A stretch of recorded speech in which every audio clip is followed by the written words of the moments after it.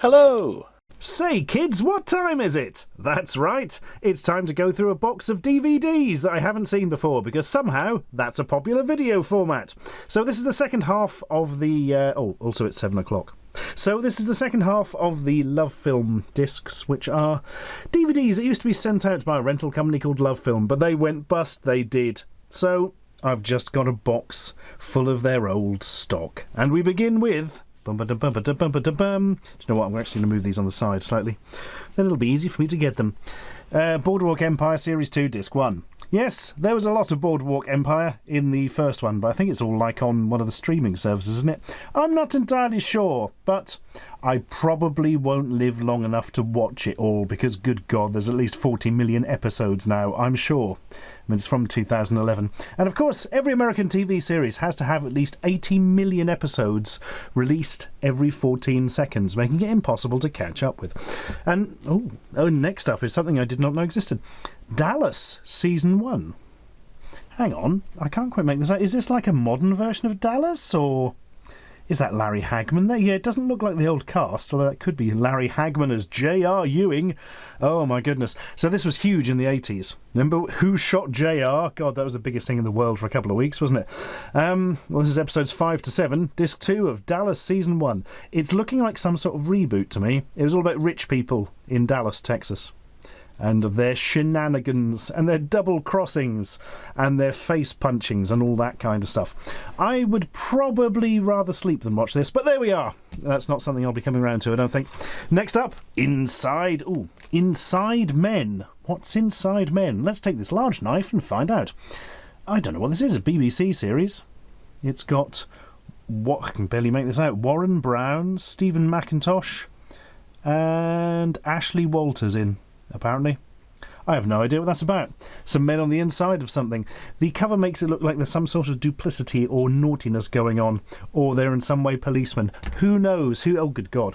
Well, now I've got Disc 3 as well. All I need is Disc 1, and we can watch the whole season, assuming there's 3 discs in it. Well, that was fun. Oh, look!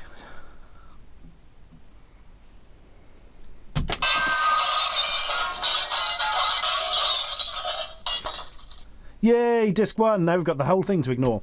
What else have we got? Family Guy, Season 5, Disc 1, with all your favourite jokes that you've probably seen 100 times in YouTube clips or whatever. Family Guy. It's still going, isn't it? I believe. It gets cancelled like every 14 seconds, but it will not die. The Fight. Oh, I've not seen this. Christian Bale and, it's Mark Wahlberg, isn't it? Why don't I look at the bit saying starring? Starring Mark Wahlberg and Christian Bale. There we are. That'll save me some brain energy. Drama about boxer Irish Mickey Wards, he's actually Swiss, unlikely rode to the world light welterweight title. His Rocky-like rise was shepherded by half-brother Dickie, a boxer-turned-trainer who rebounded in life after nearly being KO'd by drugs and crime. KO'd, really. But, I've heard this is quite good. It won 2 Academy Awards by the looks of it. What Oscars did it get? Best Supporting Actor and Best Supporting Actress. Ooh. Yeah, I should go around to watching that. I imagine it's probably quite good. And if you like people being punched, I imagine it's quite good at that as well. West is West. Isn't this the sequel to East is East? Good God, I've forgotten this exists. Yeah, Manchester, north of England, 1975. The now much diminished but still claustrophobic and dysfunctional Khan family continues to struggle for survival. Sajid, I think that says, it's really worn off. The youngest Khan, the runt of the litter, is deep in pubescent cry. I'm going to stop reading this now, that's quite unpleasant. I've never seen it. East is East was good. Is this it's going to be the most hilarious comedy of 2011. Year 2010. Didn't have a weird thing though where all the years were wrong on the previous discs. Can't remember. I don't know. Might watch that. I'm going to start putting these in piles of I will never get around to it or I probably will watch. There we are. Let's do that. And let's face it, all the TV series are probably going to end up in that pile. Dr. Seuss's Thorax. Dun, dun, dun, dun, dun. Oh wait, the Lorax. 3D CGI production of the classic tale from Dr. Seuss, the Lorax. An environmentalist tries to save the forest from a greedy clothing manufacturer. Something weirdly robotic about that. Probably the way I said it. Oh, Zac Efron's doing voices, as is Danny DeVito, Ed Helms, and Rob Riggle. I don't know who Rob Riggle is, but I like his name. Yeah, this was shit, from what I heard. I heard several people went to see it, and they were not impressed by it. I have not seen it, so I cannot judge, but it's not sort of substandard children's animation. Is not exactly something I want to be spending my time particularly on, really. Oh. Paranorman? Oh, man, this is from... oh, God. Yeah, the makers of Coraline. I'm trying to think of the name of the studio. That's going to really annoy me. They did Kubo and the Two Strings and the Box Trolls and various other things. They do really nice stop-motion stuff. Oh... that's going to frustrate me. I'll remember it later. I might even edit the word in now. There we are. So, yeah, I've not seen this, and apparently it's excellent, and I have a Blu-ray somewhere, so I'll probably watch the Blu-ray of it. So technically I will watch this at some point in this future, just not that one. More TV. It's The Following, Season 1, Disc 1, where Kevin Bacon is like a cult leader or something. Is it that one? James Purefoy in it as well. The complete first season. Well, first 3 episodes anyway. I'm guessing he's evil. Look at him. Oh, I don't trust you, cameraman. You are less than 6 degrees of separation from me, and this confuses me. No, even if the rest were there, it probably wouldn't. Extraordinary Measures! Is that Brendan Fraser? It bloody is. Fate and determination push idealistic father John Crowley, Brendan Fraser, into joining forces with reclusive medical researcher Dr. Robert Stonehill, Harrison Ford. Together, this unlikely pair face impossible odds as they battle the entire medical establishment and time itself... What the fuck? To find a cure before it's too late. How do you, like, battle a concept? What on earth? Also starring Golden Globe... War on Terrorism. Also starring Golden Globe winner Kerry Russell. Extraordinary Measures is a true story of the power of love and faith against impossible odds. That sounds quite uplifting and joyful. I'll probably watch a horror film instead. Next up, Green... Oh, God, I've never got round to Green Lantern. Because I really like the concept of Green Lantern, but yeah. This film, not well known for being good. It's old Ryan Reynolds in the days before Deadpool. Great action, thrills and spectacle. 10 out of 10, said nobody. Yeah, this is apparently, it's a bit of an embarrassment. It's not like absolutely dreadful, but it's really not very good at all. So people say, but again... I cannot judge, for I have not seen. And if I do ever get around to watching it, I will probably borrow it off my friend Matthew, who I think has it on Blu-ray. Oh, look, it's Lee Nelson. And he's not dead! Thank God. Stand-up comedy from corpses is rubbish. Lee Nelson, yeah, and his best... Oh, what's his best mate's name? Omelette, that's it. So, yeah, it's kind of an odd thing. Lee Nelson's like a... I think he's a medical doctor, wasn't he? Who does this sort of strange... sort of slightly childish, slightly chavvy character, I suppose. Or used to, at least. He's gone a bit more serious now, I believe. In fact, I think the word serious is in the name of his latest tour. But yeah, I've never actually seen a stand-up DVD of Lee Nelson. Maybe he had the Lee Nelson show for a long time. Will I get round to that at some point in my life? I probably will. It's the sort of thing you watch when you're feeling ill and you were supposed to be doing something else. You're like, oh, I'll just put on something, put some stand-up or something. There we are. I can go on that pile for that reason. Weirdly, I can't remember if I ever actually liked his show or not. I remember seeing it, but I can't remember if I liked it or not. I shall stay very, very neutral on that until I watch that in that case. Freddie Mercury. Holding Back the Years. Oh, yeah, relevant, because we've just had the Bohemian Rhapsody film out, haven't we? Old Remy Malek doing a good job. Freddie Mercury died too young in 1991. To mark the 20th anniversary, this documentary traces the creation of the glam rock superband Queen, includes interviews and archive footage. A documentary tribute, no. The problem with anything Queen-related, including Bohemian Rhapsody, is Queen do tend to have their hooks still into it quite a lot, and it all tends to be a little bit glossed over, shall we say, and not really that interesting. Rod Gilbert. Live, man with the flaming Battenberg tattoo. I saw him live recently. He was very good. This is going to go on the watched pile, just because I've already seen it. And I believe... I think my girlfriend's actually got a DVD of it anyway. So there we are. For Rod Gilbert is one of her favourites. This was a very good show. I would recommend you watch it, if you have not. It's about a man who gets a tattoo of a flaming Battenberg. You probably worked that out. Tyrannosaur! This is meant to be depressing as fuck. It starts off with a man kicking his beloved dog to death, I believe. I feel like I've talked about this before. Was this in the other pile as well? Did they give me 2 copies of Tyrannosaur in order to really depress me? Well, Eddie Marson's in it. It's directed by Paddy Considine. It's Considine? How do you say that? How do you pronounce that? I don't know. But Olivia Colman's in it. She's from Norwich. We like Olivia Colman. She's doing very well at the moment with The Favourite and bits and bobs. Oh, God, I've just seen Nicolas Cage out of the corner of my eye. That's always welcome. I know I'm going to watch this at some point. I do like Paddy. I'm not sure how to pronounce his surname. He tends to direct good films that I enjoy. What did I go back and watch recently? Dead Man's Shoes. That was a hell of a thing. Right. Season of the Witch. There he is. Hey up, Nick. How you doing, mate? Oh, that's a noise I make. It's got Ron Perlman and Kristen Stewart, and I'm sure it's ass.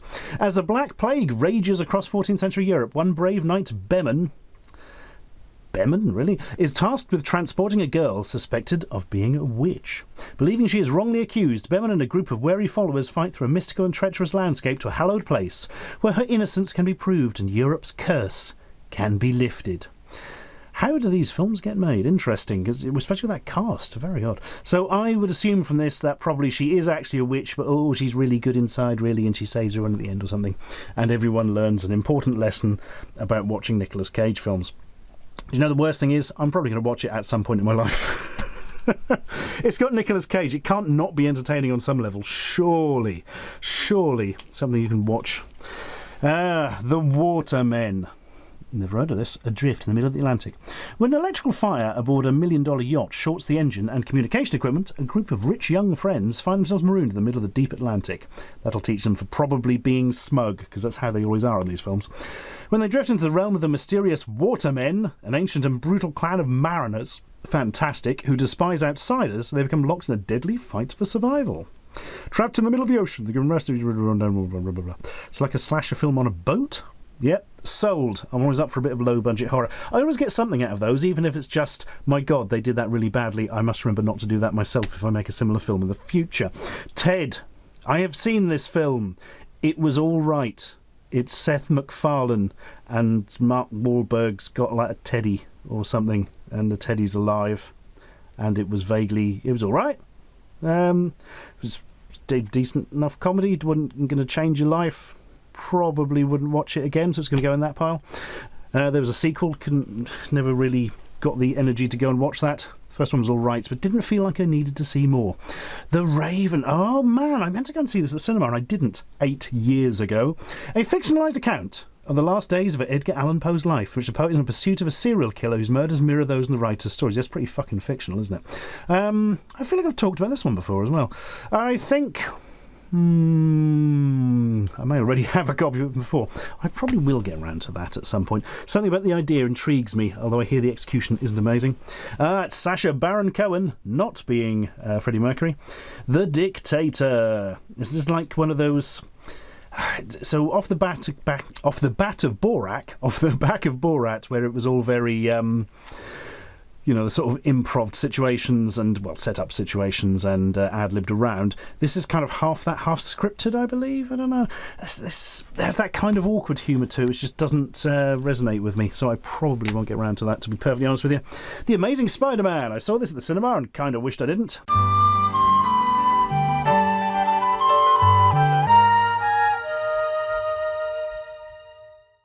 Much better than the sequel, though, which I somehow went to see the sequel as well. I think just because I really like Spider-Man. But this is not very good, and the sequel's fucking dreadful. The one with Jamie Foxx and Electra. Oh, God, that was a disappointment.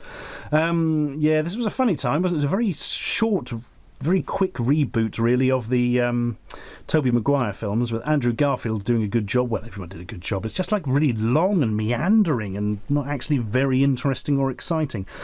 Garfield's... Peter Parker isn't really existent. It's really odd. Peter Parker is not very Peter Parker-y, and you don't get the dichotomy between him and Spider-Man. But Spider-Man is sort of realised better than he was in the Tobey Maguire films. So I would say better Spider-Man, worse Peter Parker. Does that make any sense? Anyway, they've got Tom Holland doing it now, and he's doing much better, so you can go on that pile. Project X. 3 high school studios... Why on earth did I say studios? 3 high school studios? Yes, definitely. Seniors throw a birthday party to make a name for themselves. As the night progresses, things spiral out of control as word of the party spreads. I want to see this as someone, because I remember there being some I don't want to say controversy, because that implies like people complaining about it or something. I don't think that was it. There was some weird sort of story about this which came out at the time. I should probably get round to it to see what that's all about. Oh my god. Alien origin. This smells a bit like something from The Asylum, the makers of incredibly boring mockbusters. Fast-paced sci-fi movie which a team of soldiers find themselves caught up in a riddle. So, 2012, so around the time Prometheus came out, which was supposed to be the origin of the alien from the Alien films. Yeah, do you see what's happened here? But it does star Philip Koch, so that's got to be quite good. I'm never going to watch that. Never. Sherlock Holmes, A Game of Shadows. Oh, so I really liked this first, well, I don't know if I liked it. I really enjoyed the first Sherlock Holmes film with Robert Downey Jr. and old Jude Law therein. It was a good laugh. And somehow never saw the sequel. I feel like I've said this before as well. Are we getting a lot of repeats? Because I cannot remember what we had last time. So I will definitely get around to watch this at some point, but probably not on DVD, because that's definitely like on Netflix or something, because I saw it listed the other day. Storage 24, this is the Noel Clarke film, isn't it? Yeah. Kiddlehood's Noel Clarke wrote and stars in the sci-fi horror Storage 24, a claustrophobic shocker about a group of friends who find themselves trapped in a London storage facility with a mysterious predator. Just Piers Morgan with false teeth. A creature that has ominous ties to a recently crashed military cargo plane. Again, missed this one at the cinema, heard it wasn't that great, probably still going to end up watching it. Low budget horror, limited location, you see. That's the sort of thing might be making at some date, so more you see the better, I feel. The Kite Runner. They've got a kite. They like to run. They're the Kite Runners. Based on the international bestseller by Khaled Hosseini. I never got around to this. It won a lot of awards. Probably very good indeed, yeah. Let's face it, that's going to be seen at some point. Man on a Ledge. I recorded this off the television on like some sort of PVR box I never actually used, which then died and lost everything. That's a story for you. So this is kind of a heist film. One of the few heist films I didn't get around to watching before writing Ashens and the Polybius heist. Not too late though, is it? I'm sure this is on the streaming thing. I think I saw it the other day. Bugger it. I shall be careful and hold on to that. Probably a good laugh. There's always a bit of joy to be had in a heist. Dexter! Never got into it. I know how it ends. Don't really care about it. I imagine only a quarter of the episodes are good, like frequently happens in these things. Oh, I don't know. But Michael C. Hall, he's good, isn't he? What was he from that I liked? 6 Feet Under. That was a hell of a series, wasn't it? Oh, good. Downton Abbey. Posh people being miserable in weird lives. Oh no, I've thrown it on that pile. Wall Street. Money Never... Oh yeah, the weird, massively belated sequel to Wall Street that kind of... yeah, well, Shia LaBeouf in it. I don't... Yeah, this doesn't exactly scream out to be watched, to be perfectly honest. I don't feel that's something that I need particularly in my life after seeing the first one many moons ago. Dark Horse. Don't know anything about this film, but I remember that poster, I think, or that rings a bell. I've seen something similar somewhere. Examining the irretrievability of youth in the hilariously dark and idiosyncratic comedy. Well, lacerating humour, unexpected tenderness, blah, blah, blah. It looks like it's got Christopher Walken in the bottom right-hand corner as well. Yeah, that's going to be watched at some point, isn't it? Can't get around that. The Green Hornet. I never saw this sort of reboot of the Green Hornet with Seth Rogen. Heard it wasn't very good at all. Nobody seemed to like it, in fact. But, yeah, it's the sort of thing I'd have on at some point, isn't it? But that's definitely going on the right-hand side pile, because I got a Blu-ray copy of it in Poundland once. It was £1! Pirates of the Caribbean on Stranger Tides, which is... Isn't that the name of the book that it's loosely based on? And sort of Monkey Island was loosely based on as well. I don't know. This can fuck off, frankly. I never saw these first 2 Pirates of the Caribbean films. Really liked the first one. Second one bored my fucking legs off. And apparently they got worse. And then there was like a slight blip in quality, and then they dropped again or something. I don't know, but this is like the 4th, the 5th one, the 912th one. I don't give a toss anymore. See, this is what happens when you have a really good supporting character like Jack Sparrow, then make everything about the supporting character. It turns out they don't work as the main character. Oh look, it's Hansel and Gretel Witch Hunters. I saw this at the cinema. It wasn't very good. The only thing I remember laughing at is how bizarrely they attempt to deal with Hansel's diabetes, which he's apparently got from eating his way out of a bloody gingerbread house, or was he being fattened up to be? I can't even remember. 15 years after their traumatic gingerbread house incident. The only thing I remember actually liking in it was they had quite a lot of practical effects and puppets and things. But yeah, certainly don't need to see that again. Peter Kay live, back on nights. No synopsis is available. No synopsis is available. World record breaking comedy. Great. No, never a massive fan of Peter Kay. I feel like I've seen enough Peter Kay in my life. I should be putting that over there. Tell you what I'd like to see. Sequel to Phoenix Nights, the sitcom he wrote with Dave Spikey and the other guy's name I can't remember. That's going to drive me mad as well.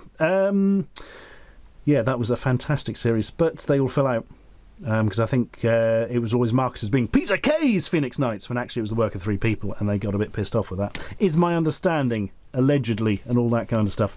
Next up on it's Mrs. Brown's Boys, where Brendan O'Carroll puts on a wig and capers about. This is one of those things that people are very snobby about. Mrs. Brown's Boys, whereas other people kind of love it. It did nothing for me whatsoever, but it just wasn't my kind of... don't you just hate it when they put too rude for TV? You mean too fucking low quality for TV is what you mean. You're fooling nobody. But yeah, this did... I watched like an episode and did nothing for me whatsoever. But if it's your kind of thing, you could have gone to see it on tour, and then you'd have seen it. Oh look, it's creepy Ricky Gervais, and the seemingly very nice Stephen Merchant, and a very, very weird Carl Pilkington. All your favourites together there, crikey. Yeah, it's the thing where Carl Pilkington goes abroad and he acts weird, and you start to wonder if there's something horribly wrong with him. I don't know. Let's get rid of that. And there's another one. It's the one with good old Warwick in. Yay, go Warwick. Yeah, he just... For some reason, Warwick went along with Pilkington. Don't quite get it. Watched a bit of the show, and Pilkington did something with Warwick that I'm not going to talk about because I can't remember the exact details, but it creeped me the fuck out. I mean, it was really fucking weird. And that was enough of that, frankly. Space Above and Beyond! Holy shit on a stick! That was a thing that existed, wasn't it? Never saw a single second of it, I don't think. Running time, 946 minutes per episode. So it's from 2005. I thought it was older than that. Complete series, just disc 1, featuring the pilot episode. There's a bit of sort of mid-budget TV sci-fi, I believe. Don't know if it's any good or not. Never seen it. Never spoken to anybody who has, I don't think. But I remember it being a thing. You know what I mean? Totally forgotten about that until I saw that. Next up, it's Lourdes. That's in France. Jessica Hausner's third feature tells the story of a pilgrimage to Lourdes. Among the pilgrims are sufferers of various illnesses as well as others in good health. They undertake the journey in hope of finding spiritual comfort or bodily cure. Sylvie Testude takes the central role of Christine, a multiple sclerosis sufferer and religious skeptic who travels more for companionship than in hope of a miracle. But as the trip develops, her lack of faith is tested with the hope of a new life, while around her affectation and jealousy, the sort of entourage of religious officials and this was far too long as a synopsis. It's Artificial Eye, which is usually interesting. Yeah, that's going to happen at some point. Reading from that, I think it's one of those things that I'm going to get to the end of and think, didn't enjoy that. But hey, I don't actually know, because I haven't seen it yet. Oh, and it's rated U as well. This is rated X, for X-Men. The Milk of Sorrow. So if it's rated X, that would be a documentary. Following Peru's war on terrorism, Fausta's relatives believe she suffers from the Milk of Sorrow, a condition... Nope, this does not sound like a documentary at all. A condition transmitted by a mother who was violated and mistreated during the country... Oh, God. This sounds as miserable as heck, doesn't it? But also, yeah, definitely. The Pirates in an Adventure with Scientists.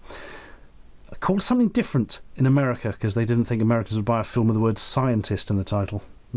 Fantastic children's film, this. Absolutely brilliant. I have the Blu-ray that I got in Poundland, but if you have not seen it, please do. It is very, very good. Again, I feel like I've spoken about this one before as well. I suppose it's going to be a bit of duplication, isn't there? Either that or I've just got deja fucking hell. Well, from the sublime to the ridiculous, it's the appalling Top Cat the movie. I've only seen a few bits of this because somebody said you won't believe how bad it was. I did believe how bad it was. My belief in how bad it was continues to this day, and I shall now pass it on to you. It's bloody awful.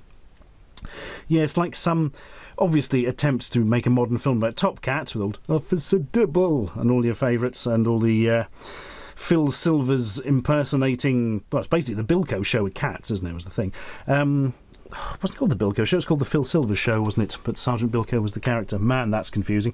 So, no, this was really bad. It's like made for a budget of 47 pence by like a Brazilian studio or something. And it was not good at all. And you know what? I'm actually going to keep a copy just so I can show people if it ever comes up in conversation. But you don't get to sit with the others because you won't really be watched. Madagascar 3, Europe's Most Wanted. You know what's actually most wanted in Europe? British children pronouncing it Madagascar instead of Madagascar, which is what happened when this film came out and then had 40 sequels. Ben Stiller's in it, Chris Rock, Jada Pinkett Smith, Sacha Baron Cohen. I imagine that's Sacha Baron Cohen. I can't think of any other Sashas. I can't even remember if I've seen the first one. I think I did, and it did nothing for me, so I'm certainly going to watch the third one, am I? More South Park? Yeah, that's definitely South Park, isn't it? Yep, Comedy Central, miscellaneous unmarked South Park disc. Ooh, spooky. Don't really care. And Cloudy with a Chance of Meatballs too. I remember seeing the first one of these and quite enjoyed it. It's quite nice kids animation. That's a doctor, maniac, scientist type who makes the weather produce giant foods and things like that. From the look of this one, you've got a strawberry with eyes and like a banana that's also a dolphin, so now the food is like half animal or something. That's pretty strange. Let's have a quick look through this. Human brain. No, synopsis too long, got truncated, pointless. Yeah, might come across that at some point, although I imagine it's something on the streaming services. Well, there we are. That is another exciting box of films we were not expecting. Because I hadn't looked in the box before. But I say I wasn't expecting I knew Boardwalk Empire was on the top, because it was on the top. And that's the end of all the jolly love film overflow. But the important thing is, we've got an awful lot of these very useful disc mailing things that I can use when sending things out in the future. Subscribe for more.